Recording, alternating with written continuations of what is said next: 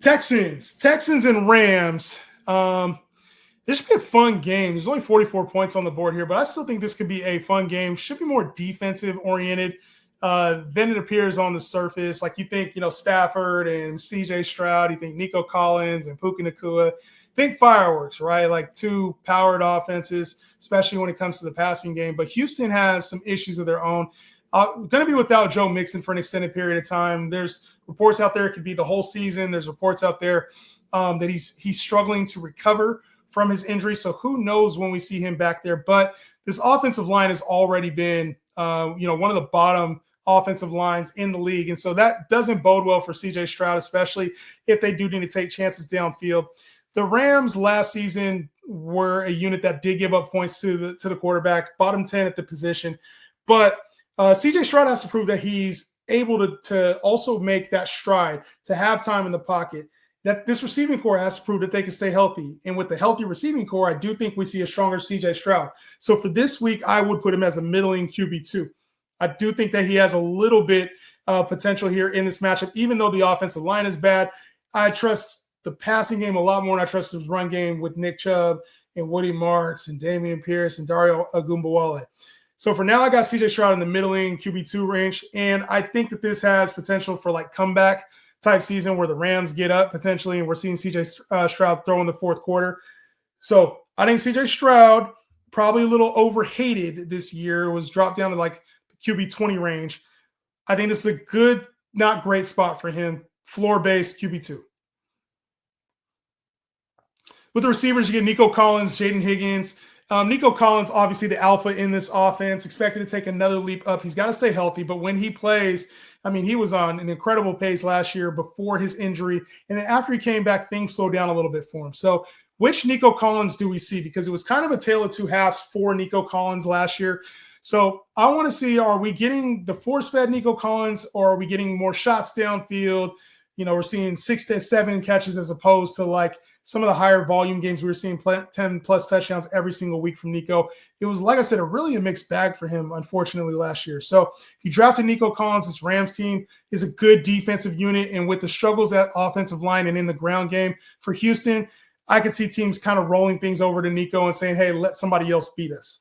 But for now, Nico is still going to be an elite wide receiver 1 option until he proves to us otherwise that he's not. Rookie Jaden Higgins is also in here, second-round pick. Probably going to be playing a little bit on the outside. There's been mixed talks about Jaden Higgins dominating at camps, but then also not looking the part at times. He's going to step into a starting role.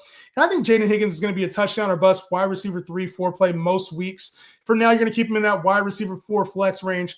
But I do see some opportunity later down the line. It could happen immediately, but I think it's a little bit more down the line for Jaden Higgins. You're holding to see if his role expands down the season more so than to start him right this second. So Jaden Higgins, more of a bench and see. You could play him at wide receiver 4 flex. I'm not really worried about that in 12-team leagues if you do. And then as far as Christian Kirk coming back from his injury, going to be playing that slot role for this team, which we saw Stephon Diggs really look the part. Wouldn't it be shocking to see Christian Kirk have some wide receiver 3 weeks for this team and really kind of bounce back? They're going to need to do that in order to move the ball in the short passing game. So I don't want to get overly excited about Christian Kirk, but I do think he has flex appeal, and I do think he has some high-end wide receiver 4, back-end wide receiver 3 appeal as well.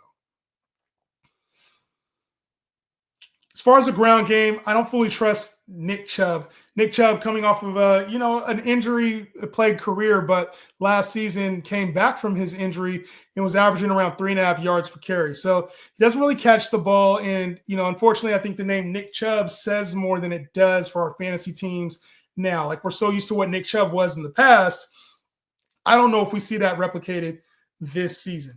But he will get early opportunity, probably see somewhere between 15 to 20 touches, be using the red zone. Like, Nick Chubb's going to get opportunities. Is he good? Is this line good enough to get him, a good enough push to get yards? So with Nick Chubb, I'd be very careful about starting him. I'd want him more as like a desperation flex, or like if you need to start an RB3 for some reason, you could. I would stay away from Nick Chubb in most circumstances.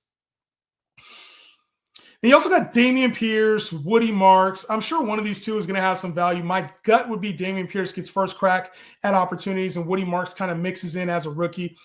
Dameon Pierce to me is intriguing to watch on waivers or on your bench because I think if Nick Chubb struggles over the first couple weeks, we could see Dameon Pierce take a bigger role in this offense. Woody Marks is also another name, rookie, that should have some opportunity here. Curious to see which that looks like, especially if Joe Mixon does stay out for an even more extended time than we're thinking.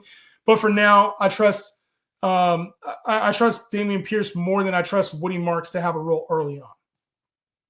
And then Dalton Schultz he's kind of fallen off, man. It sucks to see. This is a really good spot for him, though. The Rams were terrible against the tight end last year, but I don't know if I fully trust Dalton Schultz. He kind of feels like a forgotten piece in this offense now. You added Jalen Noel in the second round. It's just I kind of want to stay away from Dalton Schultz. He's a tight end 3 for me this week.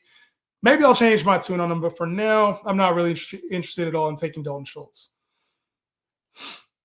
As far as the Rams side of the football, we get Matthew Stafford dealing with back injury all offseason. Wasn't even sure if he was going to be ready for the start of the season. There was some prep for Jimmy G to even take on this role, but he does get an upgrade at the wide receiver position. Devontae Adams off a strong season with the New York Jets, finishing up there, coming here to the Rams to give him another weapon over Cooper Kupp, who was good, but Devontae Adams is a different level of good. So I think Stafford is at the back end QB2s, probably a floor-based play. We'll see some strong weeks from him. But this Houston defense is tough. A lot of star power on this Houston defense and led by DeMeco Ryans. So even though last year they were, a little forgiving to the quarterbacks and receivers, I still think this is a stronger unit than they put on paper last year. So Stafford, to me, probably low ceiling, high floor QB2. And in the passing game, Puka Nacua is going to continue to be excellent as a wide receiver 1. And Devontae Adams will also be a strong high-end wide receiver 2 until proven otherwise. So both of these players, I think Nacua is more the yardage. Devontae Adams is going to be more the short stuff, probably red zone, similar to what Cooper Kupp was, probably an even elevated role than that. But those are really the only 2 that have any type of starting appeal in redraft leagues. For your deeper leagues, maybe if you're looking for a dart throw in DFS, Tutu Atwell has a little bit of appeal to me. They're able to get some deep shots. He earned a new contract last season, but there's been talks that Jordan Whittington, a name we've seen before, is kind of taking over some of that wide receiver 3 role. I don't want to talk a whole lot about those 2 because I think both of them are desperation plays in any format, but it is something to note if one of those guys can take on a role, kind of like DeMarcus Robinson had at times for this team last year. In the ground game, this defensive front for Houston is tough. As expected, this front 7 is a good front 7. So Kyren Williams, who got a new contract this offseason, there's been talks that he's going to split reps. We're going to see a little bit more Blake Corum and Jarquez Hunter, rookie running back for the Rams. See a little bit more of those guys this year, and they're going to try to take some of that load off of Kyren. I don't know if I fully buy it because McVay sometimes has used one back as much as he says he wants to do it. He ends up using one back. So I think early on we'll see Blake Corum get some opportunity, and I do think we'll see Jarquez Hunter get some opportunity. But I think Kyren is still a safe running back 1, even in a tough matchup this week. I put him at the back end RB1s, and I think he's going to remain that. He's a safe floor play because they scheme him open. They use him in the passing game.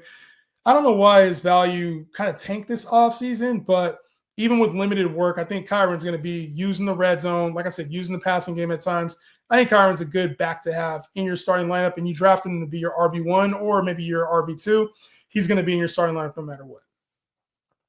As far as tight end goes, the return of Tyler Higbee, just a name to watch here. Terrence Ferguson, second-round rookie they drafted. He is the backup right now. Tyler Higbee is the name to watch. Potential splash play there touchdown-wise. He is the touchdown or bust tight end 3. But I will see what the workload looks like for those 2 moving forward. If Tyler Higbee is good, he probably extends this thing out. But if he's not good, I think we might see Terrence Ferguson later in the year. Just more so a thing to watch than it is to make action on right now.